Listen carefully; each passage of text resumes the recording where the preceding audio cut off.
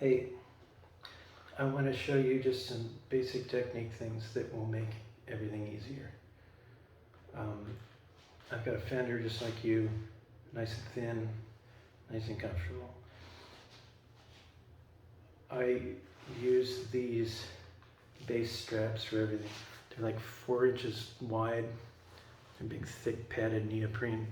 They redistribute the weight over a wider area and they make it more comfortable. I use them for everything. They're like 35 bucks on eBay. I sent you a link. I keep my strap short. I'm a tall person.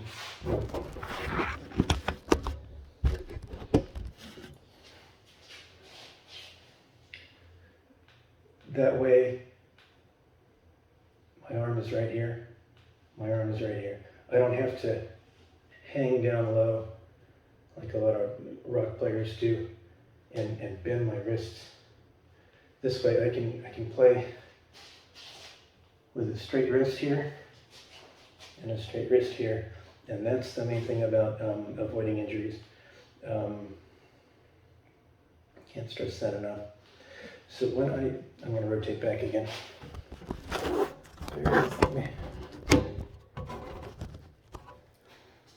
Yeah, so when I put on a guitar, whether I'm sitting down or standing up or whatever, I can stretch my arm out and I fold it back vertically. Not like this, with your elbow sticking out. Like this. And I just use the weight of my arm to fret the strings. It's like a chin-up bar. And that way I'm not squeezing and I'm not causing all this stress. You were asking about hand exercises. If it hurts, stop. It should be relaxing and you should let gravity do the work for you. So I have my neck up at an angle. You can adjust it as you will. I think for strumming and rhythm, it's better to have it high and flat so you can strum like a windshield wiper and use your elbow as a fulcrum. And when your lower arm is at the same level as the strings, or nearly so, whatever you want, it's easier to strum than if it's way far down. But if I'm doing, well, really with most of my work, it's with fingers and it's not strumming hard. So I like to tilt it up, and that makes it easier for my wrist. Like I could play with a cast on and not be hindered at all. So thumb placement, there are different ways. The classical way is to put it the center of the back of the neck. It's just like a cello. And then use that as another fulcrum. So when you're switching strings, you rock your arm back to get to the high strings, and then you rock it forward to get to the low strings. I'm calling the highest pitched string the highest, and I'm calling that string 1. And I'm calling the lowest pitched string string 6. Everybody is different as long as we're on the same page. Let's see. If I have my arm vertical like this, these 3 fingers form kind of a slant that lines up with the strings, parallel pretty much. But the index is too short. So what I do is I bend the other 3 to bring it in line. So now all four fingers form the same diagonal, and that roughly aligns with the strings. That's how I play. That way, I'm really minimizing effort as much as possible. So index is straighter, and the other ones are curved. And that makes bar chords much easier. You were talking about that, because you can just kind of hang on it with that index. And it's not like you're out here killing yourself and it causing all this extra tension. And yes, you do have to squeeze with the thumb, but less so. And the other thing is, if I'm hanging on the guitar with my fretting hand, my other arm is counterbalancing it, so it doesn't go back and forth. So that's how you anchor the guitar. And it's the same thing if you're sitting down. It's the same thing if you have a big acoustic guitar, whatever. Bar chords. The most common shape you see is the 6-note bar chord, but there are others. I'm going to show you 5 different kinds for major chords, and I'll categorize them by the shape. When you're not barring them, when you're just playing a chord with open strings, I'm going to call them that. So this is an E chord, so I'm going to call that an E shape whenever I bar it, wherever I bar it. That's an E-shaped bar chord, or a 6-note bar chord, because the bass is on the 6th string, and you can hit all 6. Doesn't mean you have to.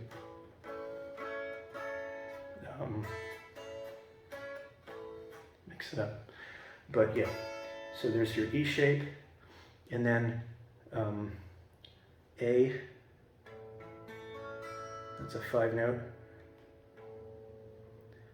Hard to see, but you know, basic A chord.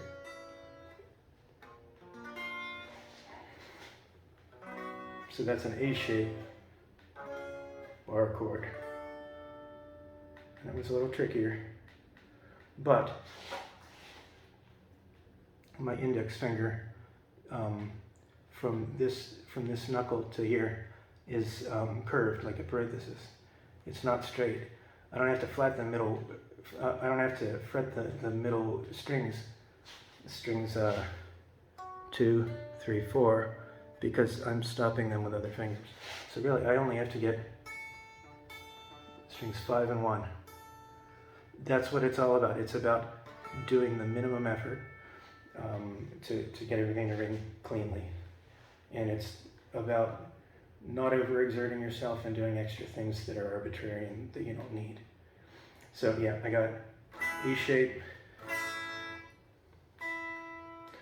and then I've got D shape, 4 strings,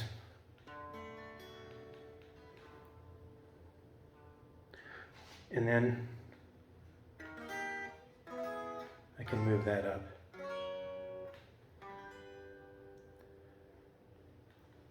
So those are the 3 major chord shapes where the bass note is barred, and that's the root of the chord.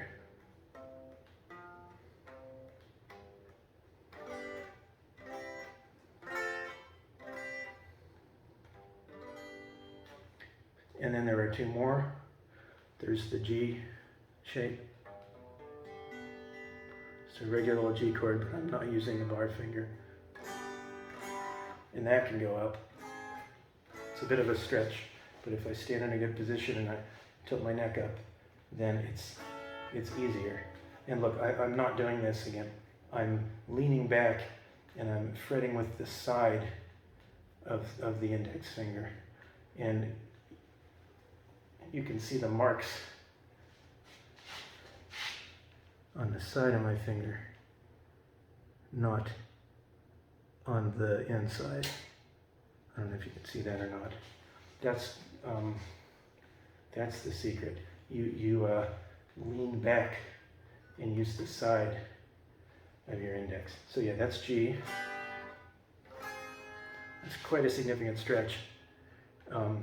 Here's a whole fret here that you're not doing anything with. As you go up the neck, it gets easier because the frets get closer together. And then the other one is this bumped up, the C shape. Basic C chord without using index, and it's 5 notes. And then for the bar, the only open strings that you need to bar are 3 and 1.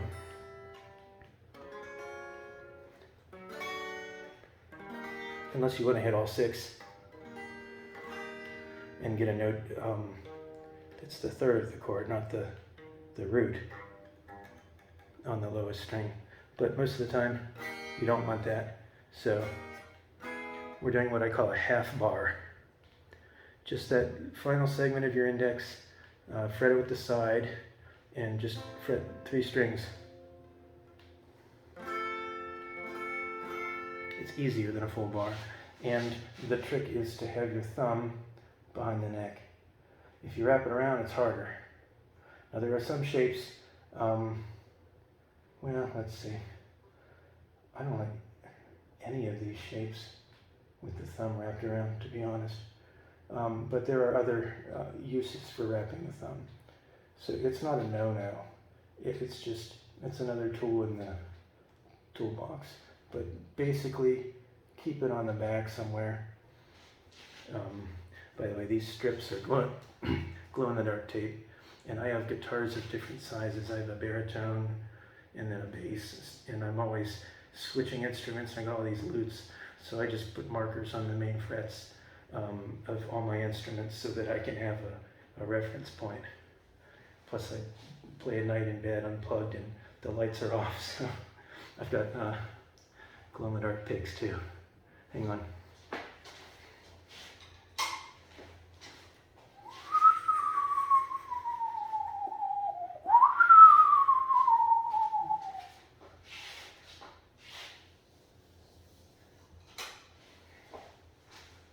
Anyway, tricks. I put them on I wrap tape around the tips of my cables too so I can find them on stage, and put them next to my, the part of my guitar pedals that I step on, the switches. I put them next to that, next to my amp knobs, wherever you need, whatever you need to find. Okay, so if you have those basic 5 shapes, there's something called the caged system, C-A-G-E-D. Those letters are the 5 shapes of major chords, and the order that they're in to spell out the word caged is the order that they appear going up the neck. So C first appears here with the root on the 3rd fret of the 5th string. But all a C chord is the notes C, E, and G in some combination. And this is not the only place you can play them. So if you want to play a C chord, you've got the notes there in the C position, and then C-A, C-A-G-E-D. So next is A, so you've got it in the A position. Same notes. And then you've got it in the G position, C-A-G. And then E, C-A-G-E. D. Those are all types of C chords. And with this one, with the 4-note chord, with the D shape, you don't even need to bar it, because you're only stopping 1 string with your index. You can get a 5th in there, but you don't need to. And then C-A-G-E-D loops back around, so after D comes C again, if you have enough frets. And that is an octave above where we started. So that is a good way to unlock the fingerboard. And I'm not going to go into it in detail because you can just look it up. You can see charts, but the caged system, also, like if you're starting in D, if you're doing a D major chord, it's not caged, it's D-caged. So after D comes the C shape, A, G, E, D. Same idea. And These patterns work for minor chords as well. It's just use the major as a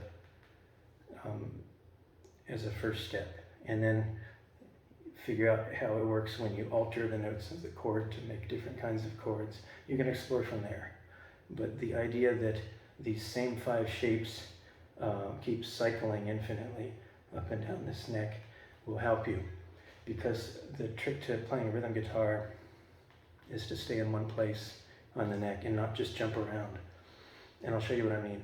If I am playing a blues song in E, and I only know that E shape bar chord that everybody learns first, I'm gonna have to move around to keep playing it. So if I play like E, A, E, A,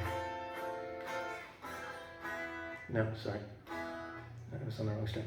E, A, E, A. That's a lot of movement. E, B, A, E. But you don't have to do that. Let's say, let me think. Yeah, so I can play an E here in an A shape. A, E, B, A, E. So I barely have to move at all. That is how to be efficient. And if you're playing an acoustic guitar, the philosophy is make the strings as long as possible, fret as low as possible, and use the open strings when you can. You want as much resonance as you possibly can get. So use the cowboy chords. And just stay in one place as much as you can if you're strumming chords and playing rhythm. But on electric guitar, it's different, because you don't want all that resonance. It's just going to sound muddy, and your amp is going to make too much noise, and the strings are going to clash against each other. You want to think about the default is muting the guitar and then letting the notes ring out that you want, as opposed to creating as much resonance as you can with an acoustic instrument. Just a sec.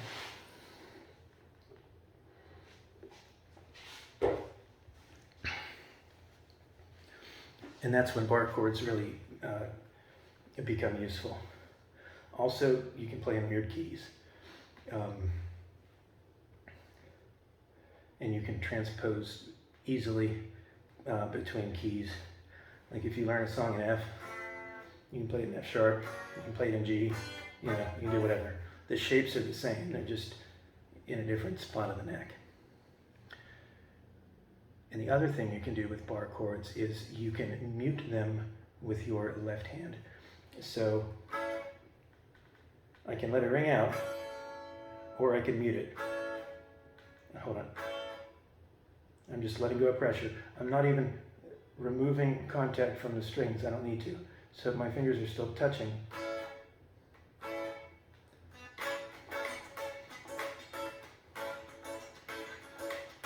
That's how you get clean pick.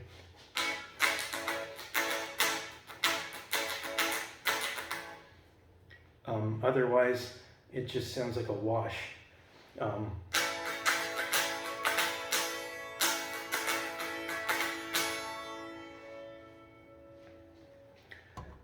Now, I talked about wrapping the thumb around.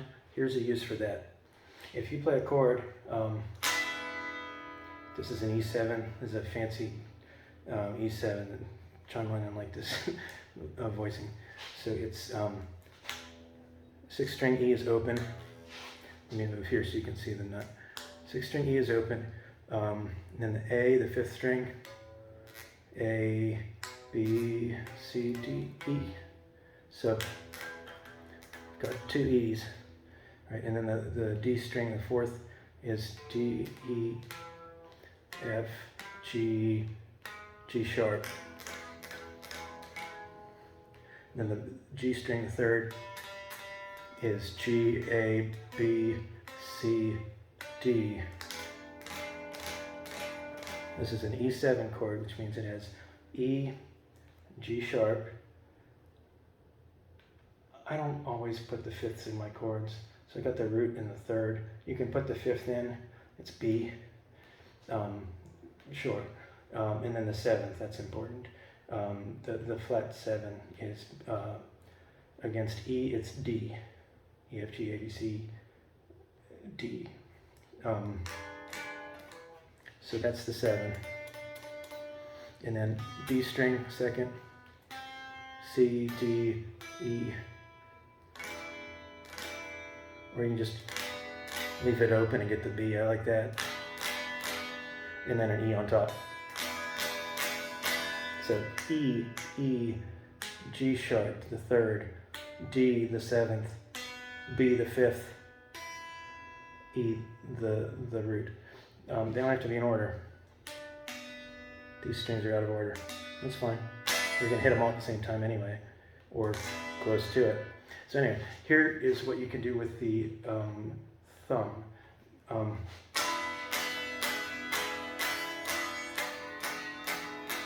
You can mute the sixth string.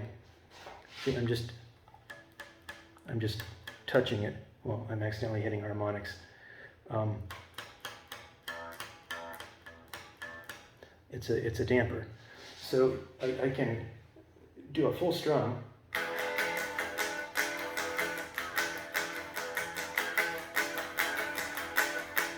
And the bass sounds like it's going. Because I'm muting the low E half the time. So you can do, hang on, let me tune it.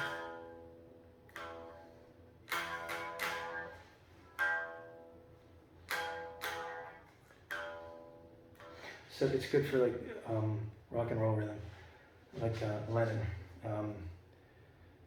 She was just 17.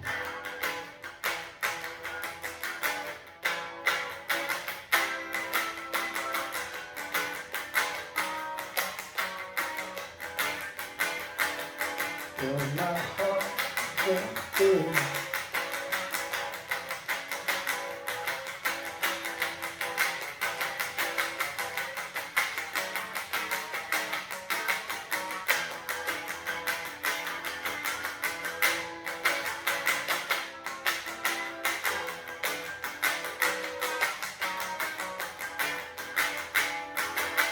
That kind of thing. So use it. Some people wrap it around to actually fret the notes. You can. I think it's convoluted and unnecessary. I see people do a crazy G chord with a thumb down. I think it's stupid. It hurts your hand. Use your fingers. Now, for fingering, here is a trick I've learned from studying the lute, which has a very similar tuning. It's applicable to guitars also. This is a basic guideline. I'm going to call these fingers 1, 2, 3, 4. Use your third for the bass strings and use your fourth for the treble. When you're playing scales, it can help with chords also, like a G chord or a C chord that has a G on top.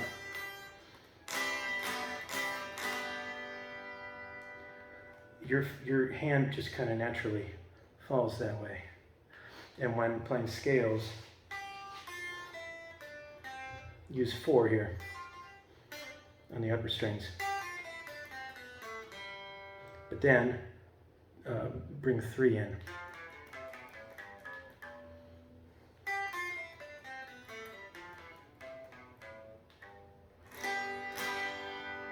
That will help you very much. I'm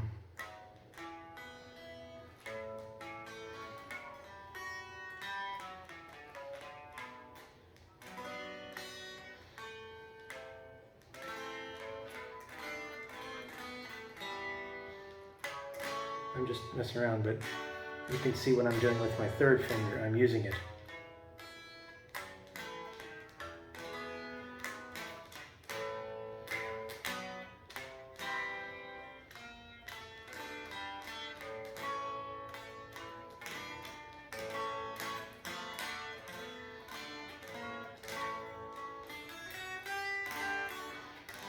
Now I'm bringing the fourth in.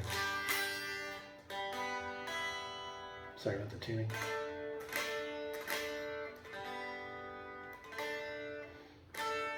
I'm just talking about ideas as they come to my head. When tuning, first stretch the strings gently. I like to fret it here so it doesn't come off the rails, come off the nut, or break the nut or damage it. But I just gently tug on it from the center. And when they're new, I kind of run up and down the string with my hand, but it gets hot. So I pre-stretch the string, and then I tune up to pitch. So I'm going to untune it. So I tune up to pitch, tug on a little more, test it again. Because if I tune too high and then tune back down, extra tension will get caught up in there. It will be unstable, and it can shift while you're playing. This way, you've pre-stretched it, you've brought it up tight, and it won't budge on you as you're playing. And with the tuning posts, these strings, I didn't do it very much, but as a general idea, I'll show you.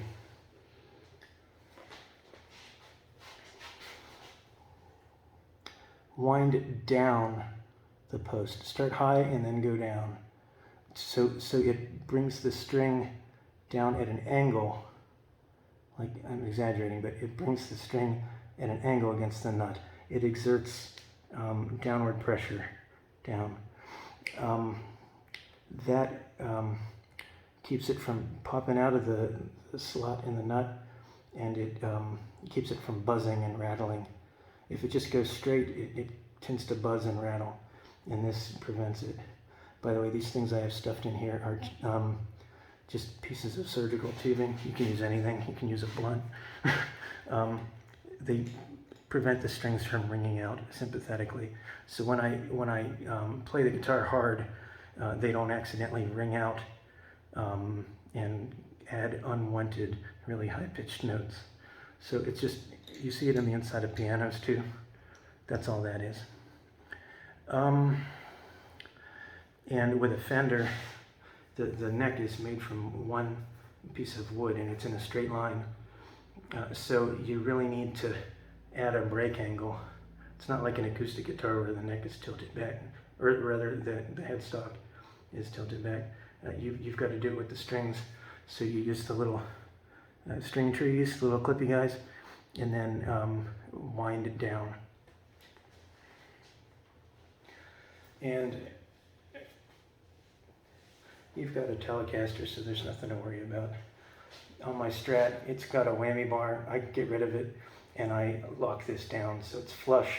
It's not going anywhere, because I hate the vibrato arm, because it's flimsy and it goes out of tune, and it's just another moving part that I don't want to have to deal with. And when you break a string, the string tension shifts, and the bridge shifts with it, and all your other 5 strings go out of tune. So I don't want that to happen. But Leo Fender did it right with the Telecaster the first time. Simple, it works. I do like on the Strat though, it has contours. This part slants down so it doesn't cut into your arm. And on the other side, it has a route here so it doesn't cut into your ribs. And the other thing that's good is not only is this part cut away so you can reach, but this, I can call it the bass side horn. The bass horn sticks out further than it does on a Telecaster. Tele goes kind of like that. But by moving the position of the Strat button left, I move it closer to the headstock and closer to the central balancing point of the guitar.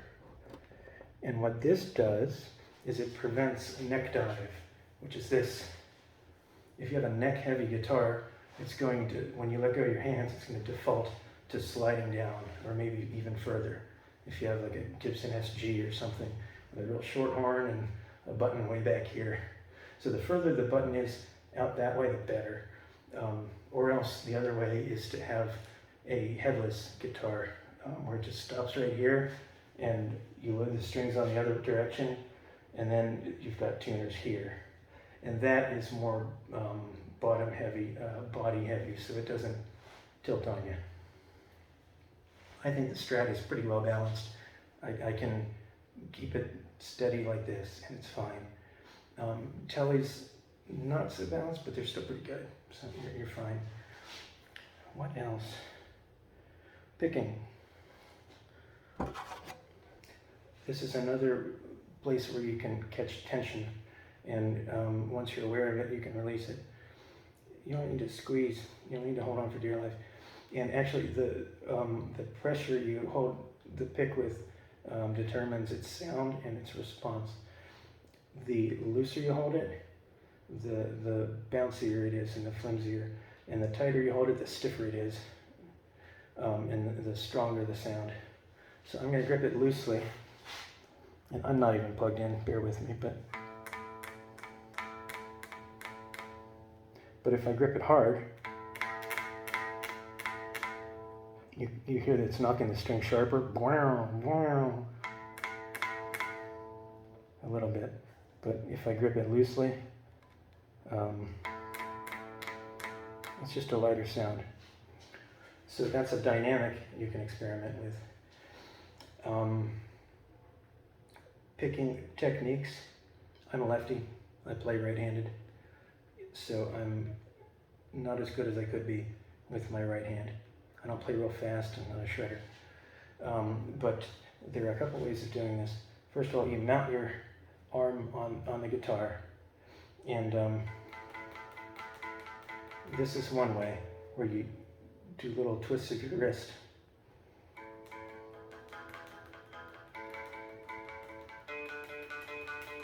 And then when you go up across the strings, do a windshield wiper shape, do an arc. Don't just pluck them the same distance, like in a perpendicular line. Don't pluck them the same distance from the bridge, but denote an arc. That just feels more natural. That's all it is. It's not about sound.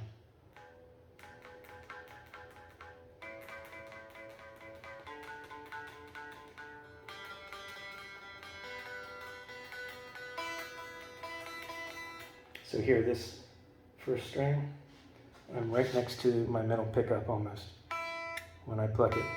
But I started right above the neck pickup. So it's that much of a difference I'm talking about from string 6 to string 1. And you know, you can get different sounds and intentions by playing along anywhere along the string. And here's how that works. It's like different colors for your paintbrush, or different vowels. If you pluck in the center, I'm right over 12th fret where I play the harmonic. If you pluck in the center of the sounding length of the string, you get the warmest sound. Okay, I need to talk a little bit about math. It is the fundamental pitch. When you play a note on an instrument or sing or anything, there's a fundamental pitch, and then there are a series of overtones that are above it, and it's the same collection of notes as when you play harmonics going up a string.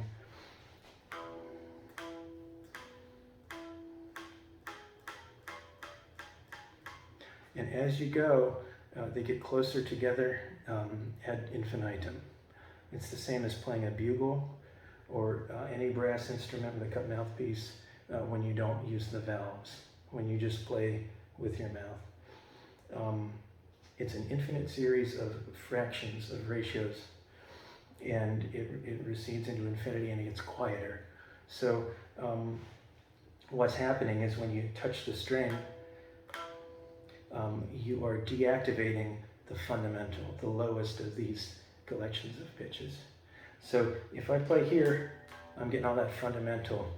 And then as I go closer to the end of the string, hear how that's real nasal and snarly? I'm bringing more overtones into it, and now I'm losing them, and I'm just at the fundamental. This is like a sine wave on a synthesizer. So you bring in more of the upper overtones, or partials, they're also called, and the vowel changes from like an oo to an o-I. So you can say words. You can play with that, and it's the same as when you switch pickups. You get different flavors. When you play here, the strings are looser and louder, and it's harder to have precise control, but you don't have to pluck as hard. When you play here, the string feels tighter, and it's quieter, and you have to pluck harder to make it just as loud. And it's the same with the pickups. This one, at the neck pickup, is naturally louder than the bridge pickup. And the middle one is, if you have one, is in between. So these are things to think about. So you get your bassy sound that you usually use for rhythm, and then you get your trebly sound that you use for leads. The treble cuts through the sound of the band. It cuts through the mix, and it can be heard more clearly. And then when you want to recede into the background, you move back to this pickup. What else?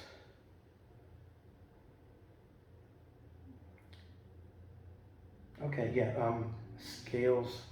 Start with the open scales, meaning scales that employ open strings and that are played on the low frets. I'm on C. I'm on a C major scale. I'm using the 5th string, 6, 5, A string. I'm playing it at C. And I'm using my 3rd finger, not my 4th, like I mentioned earlier. I'm going to save my 4th for up there.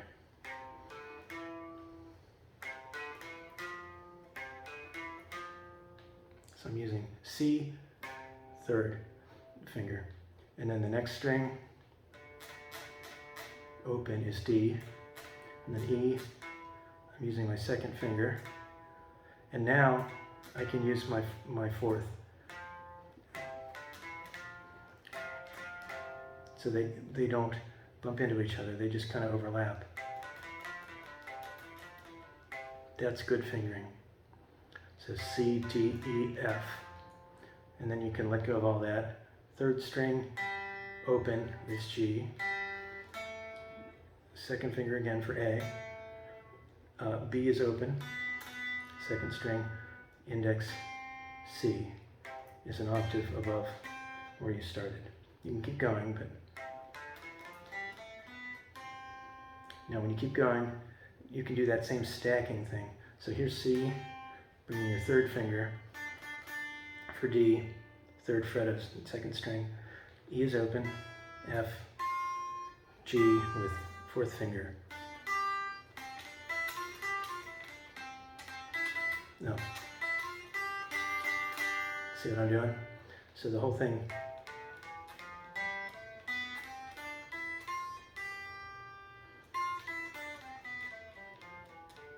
I didn't do it right.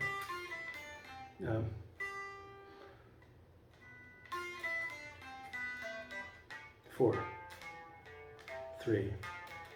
That's what I should be doing. 4, 3, 4, 3. Same with G major. I start on the 6th string, which is E, F, G. Key of G has 1 sharp in it, the note right before the tonic. F sharp. You sharpen the F, so it's adjacent to the tonic. It's called the leading tone because it leads to the tonic. It has a natural tendency upward.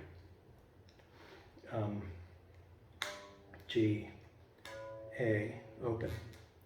B, second finger. C, third finger, like I mentioned. D, E, but now the F has to be sharp. G is open. There are two ways of doing this. One is like that, and you shift. G, A, B, C, D, E. Shift up a fret for the F sharp. G. And that way, you keep going. A, you shift back. A, second. B, open. C, first. Yeah, I would do third here for D. E, F sharp. G. Here's that overlap. But there's another way of doing it. Actually, this is not any better because it also has a shift. You start with second finger. That way you don't have to shift to get to the F sharp. So G, A, B, C, D, E. That's all with the first two fingers. And then fourth finger for F sharp, G. But look, then you have to go back. A, B, C. So I would just use this. Why? Because it's a good way to have that chord, to fret that chord anyway. And you can just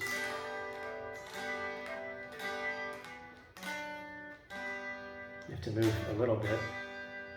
And also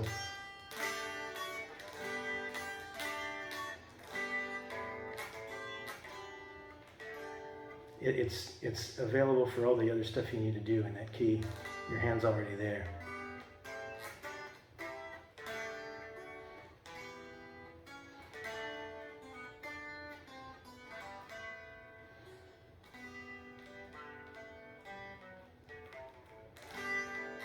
Sorry.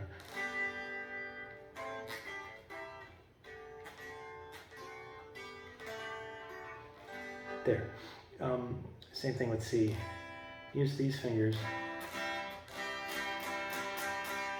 because the other stuff you're going to be doing in that key, maybe go to D minor, right? G, A minor. It's all F. It's all right there.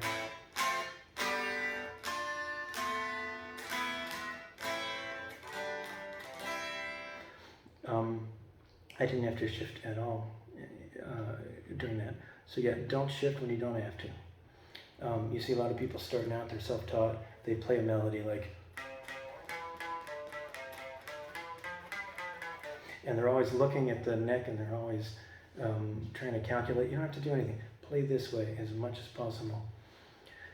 The philosophies have changed over the centuries. Back in the 16th century, the way of playing was from low to high. You would go here and then up the top string, back down and then down to the low frets. Now it's more like you pick the general range that you need and you stay there. And you shift only when you need to. And it just depends on where you want to hang out. You pick a spot on the neck and you stay there. Unless you want to play these big long scales and then you have to move around. But that's usually showmanship. Like it's not very musical to play 3-octave scales all the time.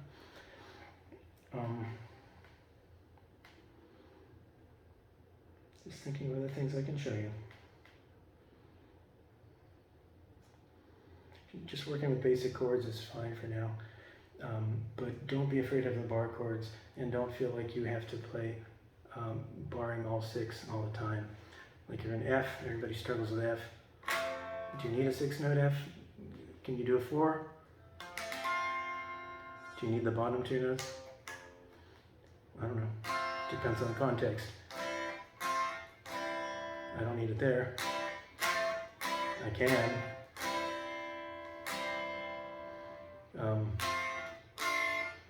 If I'm going between D minor, I don't need it. Because it sounds awkward going from this bass note there, from this low F to that high D, because I can't go down to a lower D. So I pick the smaller interval. I pick the higher F and just go down a minor third. So it's all about getting from point A to point B in the most efficient way possible. And if I'm going between, here's another newbie thing. When you see people going between G and C, they let go of their pinky. Why? A C chord has a G note in it. C, E, G. Keep it. Things like that. Keep notes there when you don't need to change them. You notice I wrap my thumb around. Sure, fine. When I play C, I don't want to hit that 6th string. So yeah, I'll mute it. It's fine. So don't let anybody wrap you on the knuckles about that. These snobby classical guitarists think, no, you can never have your thumb poke off the side of the neck. They say, if I can see it, you're a bad player. That's stupid. It's ahistorical. It's under Segovia bullshit that you made up. In the 19th century, no, in the 20th century, there are some 19th century people before that, but I think it's autocratic and unintelligent. Don't feel like you have to wail on all 6 all the time. Just, that was on 3. Here's 5, 4.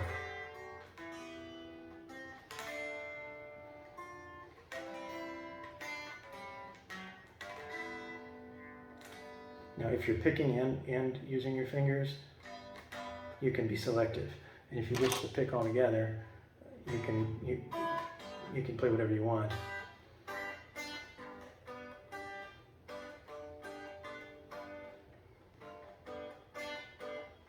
And that really opens things up.